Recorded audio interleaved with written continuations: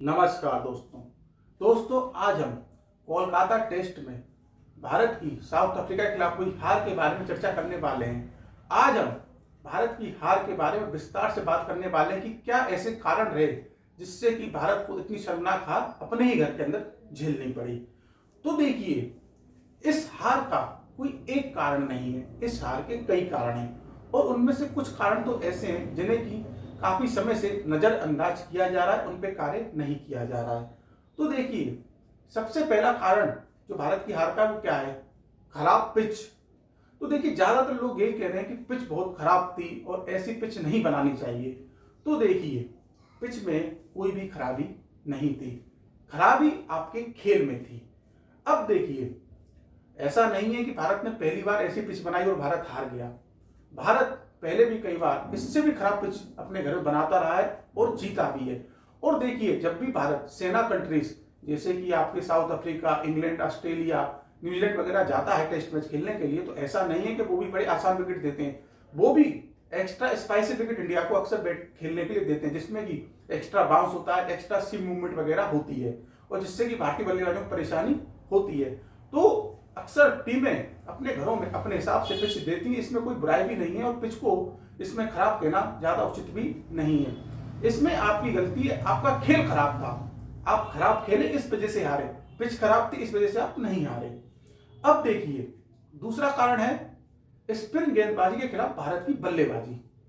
जी हाँ, अगर आप ये कहें टेस्ट क्रिकेट में इस समय वर्तमान में अगर कोई टीम सबसे गंदी या सबसे खराब स्पिन के खिलाफ बल्लेबाजी करती है तो वो शायद भारत की टीम ही होगी। और ये ऐसा नहीं है कि एक सीरीज या दो सीरीज किया है, ये पिछले कुछ सालों का रिकॉर्ड है कि भारत की बल्लेबाजी जब भी ऐसे विकेट होते हैं तो वहां अक्सर धराशायी हो जाती है और अच्छा खेल नहीं दिखा पाती है। और इसके कई कारण हैं, इसका कोई एक कारण नहीं है, इसके भी कई कारण हैं जिसकी वजह से भारत की टीम ऐसा कर रही है, भारत की जो बल्लेबाजी है ऐसे बिखर रही है। और उसका सबसे प्रमुख कारण क्या है? उसका सबसे प्रमुख कारण यह है कि भारतीय जो बल्लेबाज है वो ना तो पारंपरिक स्वीप शॉट खेलने में विश्वास रखते हैं, ना ही वो रिवर्स स्वीप पे ज्यादा विश्वास रखते हैं, ना वो पेडल शॉट ज्यादा मारते हैं, ना वो अपने कदमों का इस्तेमाल करते हैं। तो वो केवल खड़े खड़े स्पिन को खेलने का प्रयास करते हैं। अब देखिए, स्पिन गेंदबाजी में होता क्या है? स्पिन गेंदबाजी जितनी करते चले जाते हैं स्पिन गेंदबाज, उतने ही वो और बेहतर होते चले जाते हैं, उसका उतना ही टिप्पा सेट होता चला जाता है। अब भारत के बल्लेबाज क्या करते हैं? वो एक जगह पर खड़े होकर खेलते चले जाते हैं, डिफेंड करते चले जाते हैं, रन बनाने के लिए देखते नहीं है। इसमें होता है क्या है कि जो विपक्षी कप्तान होता है और जो आपके सामने वाला गेंदबाज होता है उसको इस चीज में मदद मिल जाती है कि मेरे सामने का जो बल्लेबाज है वो कुछ भी अजीब नहीं कर रहा है, हमें लाइन से भटकाने की कोशिश नहीं कर रहा है, हमें फील्ड चेंज करने पर विवश नहीं कर रहा है। तो उससे क्या है, गेंदबाज और कप्तान को बहुत आसानी होती है। गेंदबाज अपना टिप्पा कहीं ना कहीं सेट कर ही लेता है, उसको पता है कि 2-4 ओवर में उसका टिप्पा सेट हो जाएगा। और उसमें क्या दिक्कत आती है? अब आप डिफेंड करते चले गए और आपने गेंदें डिफेंड करी। अब जब पिच खराब होती है, यानी कि जहां पे बॉल टर्न कर रहा होता है, वहां पे देखिए आप कितना भी अपने डिफेंस पे जो है विश्वास रख लीजिए, कितना भी अपने डिफेंस को आप मजबूत रखिए, एक ना एक गेंद ऐसी होगी जिसपे आपका भी नाम लिखा होगा। अब आपने 30-40-50 गेंद खेल ली, रन बनाए 5 या 10 और फिर आप आउट हो गए किसी अच्छी गेंद पे, क्या हुआ? उससे ना तो आपका भला हुआ ना आपकी टीम का भला हुआ, बल्कि आप गेंदबाज को सेट करके चले गए, उसको टिप्पा पकड़ा गया कि साहब ये टिप्पा है, इस पे आप फेंकते जाइए और विकेट लेते जाइए। आपने जो है उसको लाइन से भटकाने का प्रयास किया ही नहीं। और यही भारत के बल्लेबाज इस समय स्पिन गेंदबाजी के खिलाफ गलती करते हैं, जिससे कि बेहद साधारण से स्पिन गेंदबाज भी भारत के खिलाफ बहुत ही भयंकर और खतरनाक नजर आते हैं। अब देखिए, इसके बाद जो भारत की हार का कारण है वो है अतिरिक्त ऑलराउंडर्स खिलाना। देखिए, टेस्ट क्रिकेट क्या कहता है? टेस्ट क्रिकेट कहता है कि आप ज्यादा से ज्यादा प्योर यानी कि विशुद्ध खिलाड़ियों को खिलाइए। उसमें आपके पास विशुद्ध बल्लेबाज होने चाहिए और विशुद्ध गेंदबाज आपके पास होने चाहिए, खासकर उन पिचों पे जहां पे गेंदबाज के लिए ज्यादा मदद होती है, चाहे वो तेज गेंदबाज के लिए हो चाहे वो स्पिन गेंदबाज के लिए हो। जहां पे गेंदबाज के लिए ज्यादा मदद हो वहां पे आपके पास विशुद्ध खिलाड़ी होने ही चाहिए। आपके पास ऐसे बल्लेबाज होने चाहिए जो प्योर बल्लेबाजी करते हो, जिनकी तकनीक अच्छी हो, जो रन बनाने के लिए कहीं भी आपके रन बना दें। और ऐसे ही आपके पास गेंदबाज होने चाहिए, वहां पे आपको ज्यादा ऑलराउंडर्स की आवश्यकता नहीं पड़ती है। अब मानिए जैसे कोलकाता टेस्ट मैच था, अब वहां पे आपने इतने सारे ऑलराउंडर्स खिलाए, जबकि आपने देखा हो वाशिंगटन सुंदर ने कितनी गेंदबाजी करी, ये अक्षर पटेल को कितना मौका मिला।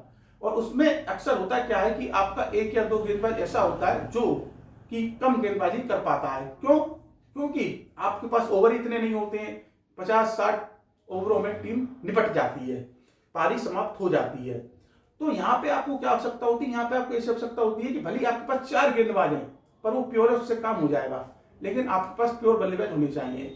यहाँ पे देखिए ज्यादा ऑलराउंडर वहां सही रहते हैं जहाँ पे पिच एकदम फ्लैट होती है कि आपको पता है बड़ा सा स्कोर होगा और आपके जो बॉलर है वो जो है परेशान हो जाएंगे, थक जाएंगे, तो वहां पे उनको आपको आराम देने के लिए आपके पास एक दो विकल्प एक्स्ट्रा और होने चाहिए, जिससे कि आपके जो मेन बॉलर है उनको रेस्ट मिल जाए। क्योंकि पता है आपको एक पारी में 100 ओवर फेंकने हैं या 120 ओवर फेंकने हैं, तो वहां आपको रोटेशन की आवश्यकता पड़ती है। और वहां पे होता क्या है कि बल्लेबाजी भी चल जाती है, क्योंकि वहां पे जब इतनी मूवमेंट नहीं होती है पिच से, तो आपके जो ऑलराउंडर्स होते हैं वो भी लंबी पारियां खेल जाते हैं, वो भी आसानी से बल्लेबाजी कर लेते हैं। लेकिन यहाँ पे गेंदबाज की मदद होती है, वहां पे आपको प्रसिद्ध बल्लेबाज की आवश्यकता होती है। और यहाँ पे ही भारत की टीम चूक गई, क्योंकि उन्होंने अतिरिक्त जो है ऑलराउंडर्स खिलाए। और देखिए ये approach T20 cricket, one day cricket में तो सही लगती है, लेकिन टेस्ट क्रिकेट में आपको विशुद्ध खिलाड़ियों की आवश्यकता ही पड़ती है। अब इसके बाद जो भारत की एक गलती है जिस पे भारत को कार्य करना चाहिए, और वो करना चाहिए कि बहुत ज्यादा लेफ्ट हैंडर भारत की बल्लेबाजी में हैं। अब देखिए शुभमन गिल भी चोटग्रस्त हो गए, अब उनकी जगह पे जो इस समय भारत की टीम में खिलाड़ी हैं उनमें से एक साई सुदर्शन है और एक आपके देवदत्त पडिक्कल है, और वो दोनों ही लेफ्ट हैंडर हैं। तो ऐसे में अगर शुभमन गिल गुवाहाटी टेस्ट मैच नहीं खेलेंगे, जो कि लगभग तय है, तो आपके इन दोनों में से एक बल्लेबाज बैटिंग करने जो प्लेइंग 11 में आएगा, और ये भी लेफ्ट हैंडर है। अब इससे जो अफ्रीका के स्पिन गेंदबाज हैं हार्मर, उनको काफी खुशी होगी, क्योंकि आपने देखा होगा कोलकाता टेस्ट में भी भारत के सभी लेफ्ट हैंडर बल्लेबाजों को हार्मर ने बहुत ही ज्यादा परेशान किया है। तो ऐसी स्थिति में भारत को क्या करना चाहिए? तो देखिए ऐसी स्थिति में भारत को आपके सरफराज खान या फिर ऋतुराज गायकवाड़ को टीम के अंदर लाना चाहिए, क्योंकि देखिए सरफराज खान काफी सालों से डोमेस्टिक क्रिकेट खेल रहे हैं, उनको भारतीय पिचों की और ऐसी कंडीशन की आदत है, उनको पहचाने की परिस्थितियों में कैसे बल्लेबाजी करनी है। इसके साथ ही जो आपके सरफराज खान है वो पॉजिटिव एटीट्यूड से बैटिंग करते हैं, कर्मों का इस्तेमाल करते हैं और बॉलर पे हावी होने का प्रयास करते हैं, और आपको ऐसा ही बल्लेबाज एक चाहिए। इसके साथ ही ऋतुराज गायकवाड़ भी डोमेस्टिक क्रिकेट में काफी सालों से अच्छा प्रदर्शन कर रहे हैं, और वो भी पॉजिटिव अप्रोच से बल्लेबाजी करते हैं, स्पिन गेंदबाजी के खिलाफ बहुत ही अच्छी बल्लेबाजी करते हैं। अब इन दोनों के अलावा भारत के पास एक और ऑप्शन है, और वो इसको जो है मौका देने में कोई भी गुरेज नहीं करना चाहिए, और वो है ईश्वरम। ईश्वरम भारतीय फर्स्ट क्लास क्रिकेट में सालों से रनों का फाड़ खड़ा कर रहे हैं, और वो बतौर ओपनर बंगाल के लिए बल्लेबाजी करते हैं। तो उनको नई गेंद से खेलना और स्पिन गेंदबाजी के खिलाफ खेलना, इसके साथ ही लंबी लंबी पारियां खेलना, इन सब की बहुत अच्छी आदत है। तो और वो टीम के साथ भी काफी समय से रह चुके हैं, तो अगर आप उनको मौका देते हैं तो उसमें कोई भी गुरेज नहीं है, क्योंकि इन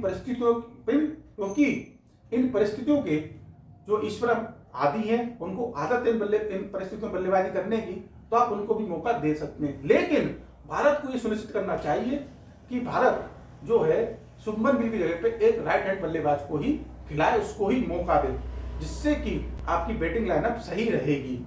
इसके साथ ही देखिए एक समस्या है जिससे शायद आप लोग वाकिफ नहीं होंगे, लेकिन देखिए समस्या तो समस्या होती है, और वो है वाशिंगटन सुंदर की नंबर 3 पे बल्लेबाजी। अब देखिए वाशिंगटन सुंदर एक बहुत ही उम्दा खिलाड़ी है, और वो बैट और बॉल दोनों से अपना योगदान देते हैं, और उनका डिफेंस भी बहुत बेहतरीन है, और वो काफी अच्छी बल्लेबाजी भी करते हैं। लेकिन उनके साथ एक समस्या है, और उनके साथ जो समस्या है वो ये है कि स्ट्राइक रोटेशन की उनके साथ समस्या है। सुंदर क्या करते हैं, डिफेंस करते चले जाते हैं, वो स्ट्राइक रोटेशन या रन बनाने की जो आपकी अपॉर्चुनिटी होती है उनको बनाने की कोशिश नहीं करते हैं, और ये जो है उनको टीम को दोनों को नुकसान करता है, खासकर ऐसी पिचों पे जहां पे गेंदबाजों के लिए मदद होती है।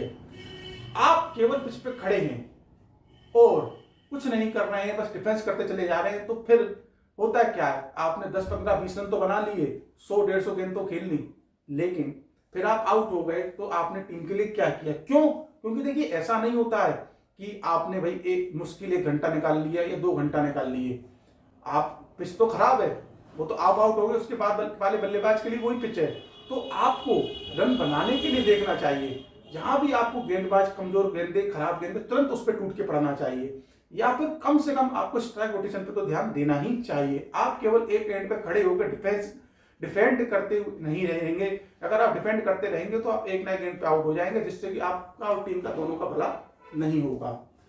अब जो भारत की हार थी उसका एक बहुत ही प्रमुख कारण है, जिसे अक्सर कोई भी आदमी या कोई भी क्रिकेट प्रशिक्षक ध्यान नहीं देगा और नोटिस नहीं करेगा, और वो था कि जो पहला दिन था, उस पहले दिन में जो लास्ट का 1 घंटा था, उसमें जिस तरीके से केएल राहुल और सुंदर ने अपने शतक डाल दिए थे, रन बनाने को बिल्कुल नहीं देखा था, उसने टीम को बहुत नुकसान किया।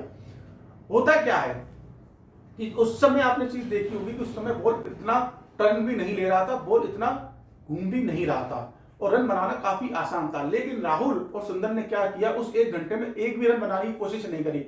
उन्होंने सिर्फ ये देखा कि कब एम्पायर खेल को रोके और हम अंदर चले जाएं, और जो वो 10-12 ओवर थे वो उन्होंने एक तरीके से वेस्ट कर दिए। आप मानिए अगर राहुल और सुंदर उन ओवर्स में थोड़ा सा भी एक्टिव नजर आते और रन बनाते, और ज्यादा नहीं 20-30 रन भी बना लेते, तो टीम को कितना फायदा होता। ये छोटी छोटी बातें होती हैं, लेकिन अंत में ये बहुत ज्यादा डिफरेंस पैदा करती है, खास करके ऐसी पिचों पे जहां पर एक एक रन की महत्वपूर्ण भूमिका होती है। क्योंकि ऐसे मैच ऐसे नहीं होते जहां पे 400-400, 500-500 रन बनते हैं, तो यहाँ पे जहां पे 100 रन बनाना ही मुश्किल होता है, वहां पे आपकी ऐसी छोटी छोटी बातें भी बहुत ज्यादा जरूरी होती है, जिन पे कि ध्यान देना चाहिए, और आगे के मैचों में इन चीजों पे ध्यान देना चाहिए। भारत को स्पिन गेंदबाजी को प्रोएक्टिव तरीके से खेलना होगा, यानी कि आपको स्पिन गेंदबाजी को खेलने के तरीके ढूंढने ही पड़ेंगे। आपको कोई ना कोई शॉट, चाहे वो रिवर्स स्वीप हो, स्वीप शॉट हो, या फिर कदमों का इस्तेमाल है, इनको तो अपने पिटारे में शामिल करना ही पड़ेगा। केवल खड़े होकर डिफेंड करने से तो कुछ नहीं होगा, केवल ऐसे ही आप हारते रहेंगे।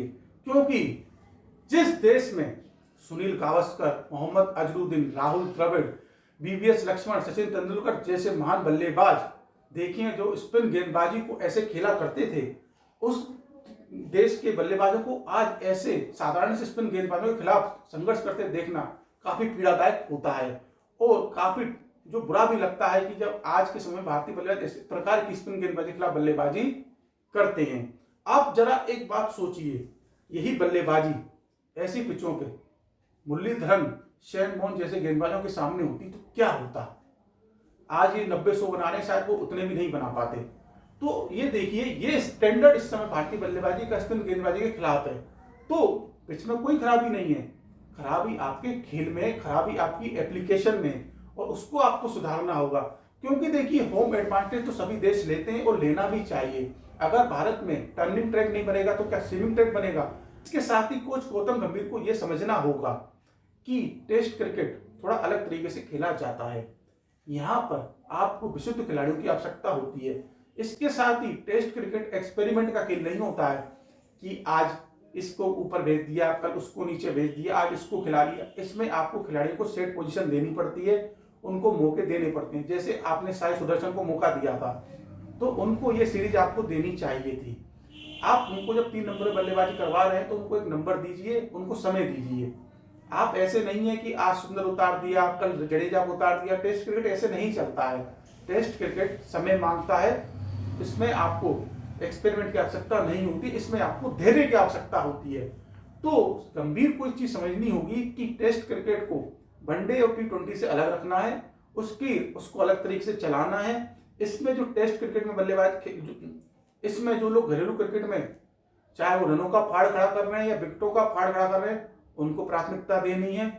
और फर्स्ट क्लास क्रिकेट के आधार पर ही टेस्ट टीम में खिलाड़ियों का चयन होना चाहिए, चाहे वो बल्लेबाज हो चाहे वो गेंदबाज हो। T20 और IPL के प्रदर्शन पर टेस्ट टीम में सिलेक्शन नहीं होना चाहिए। ये हो रहा है, तभी भारतीय टेस्ट टीम को नुकसान होता है, हम देख रहे हैं। क्योंकि आज ऐसा नहीं है कि 1-2 साल हम पिछले 10-20 साल का रिकॉर्ड उठा के देख लें तो कभी भी हमने भारत में ऐसे संघर्ष करते हुए नहीं देखा है, खासकर टेस्ट क्रिकेट में। बाहर हमने जरूर देखा था कि सेना कंट्रीज में दिक्कत होती है या होती थी, लेकिन कभी भी अपने घर में इस तरीके से हारते हुए, संघर्ष करते हुए हमने कभी नहीं देखा। एक आध मैच छोड़ दें तो अलग बात है, पर जिस प्रकार से अब हम देख रहे हैं, काफी पीड़ा हो रही है, बतौर प्रशंसक दर्द होता है ऐसे देख के कि आज हमारा टेस्ट क्रिकेट कहां पहुंच गया है। और इन कमियों पे अगर ध्यान नहीं दिया जाएगा तो ये और नीचे चला जाएगा, जो कि काफी दुखदायक है। तो इस पे सभी को काम करना चाहिए। बल्लेबाजों को अपनी भूमिका समझनी चाहिए, कोच को भी समझना चाहिए कि टेस्ट क्रिकेट एक्सपेरिमेंट का खेल नहीं होता है, टेस्ट क्रिकेट धैर्य का खेल होता है। तो आज हमने इस बात पे चर्चा करी। आपको हमारी चर्चा कैसी लगी? अगर हमारी बातों में आपको कोई कमी लगती है या हमारी कोई बात आपको गलत लगी तो आप उसे सही करने के लिए स्वतंत्र हैं। हमारी कमी को आप बताइए जिससे कि हम उसमें सुधार कर सकें। हम आगे भी ऐसे ही क्रिकेट पे बात करते रहेंगे, चर्चा करते रहेंगे, क्योंकि क्रिकेट हमारे दिल के काफी करीब है और क्रिकेट पे बात करते हुए हमें काफी अच्छा लगता है। अगर आपका कोई सुझाव हो तो आप हमें अवश्य बताएं। तब तक के लिए नमस्कार।